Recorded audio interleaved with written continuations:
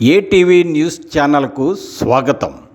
Bus యాత్రలో భాగంగా ఖమ్మం జిల్లాలో కేసీఆర్ ప్రసంగిస్తూ లోక్సభ ఎన్నికల్లో బీఆర్ఎస్ 12 సీట్లు గెలుస్తుందని, నామా నాగేశ్వరరావుకి కేంద్ర మంత్రి పదవి వస్తుందని అన్నారు. కేసీఆర్ భావిస్తున్నట్లు హంగు ఏర్పడుతుందా, నామాకు కేంద్ర పదవి వస్తుందా అన్న తెలంగాణకు ప్రధాన శత్రువులు అని చెప్పే బీజేపీ, కాంగ్రెస్లతో బీఆర్ఎస్ పార్టీ ఎవరితో జతకడుతుందో చూద్దాం.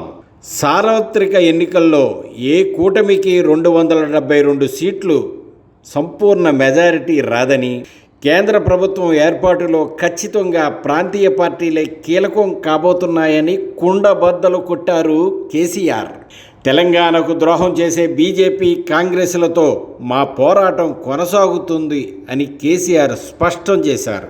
దేశంలో ఖచ్చితంగా థర్డ్ ఫ్రంట్ ఏర్పడుతుందని, కాంగ్రెస్, బీజేపీలు సొంతంగా అధికారంలోకి వచ్చే అవకాశమే లేదని, దేశవ్యాప్తంగా ప్రాంతీయ పార్టీల బలం పెరిగిందని, పశ్చిమ బెంగాల్, ఢిల్లీ, పంజాబ్, ఆంధ్ర, తమిళనాడు ఇందుకు ఉదాహరణ అని, కేంద్ర ప్రభుత్వం ఏర్పాటులో ప్రాంతీయ పార్టీలు కీలక పాత్ర పోషించబోతున్నాయని కేసీఆర్ అన్నారు.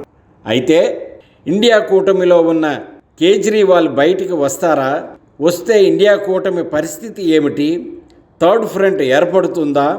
నామా నాగేశ్వరరావుకి కేంద్ర మంత్రి పదవి వస్తుందా అన్న దానిపై స్పష్టత రావాలంటే ఇంకా కొద్ది రోజులు వేచి చూడాల్సిందే.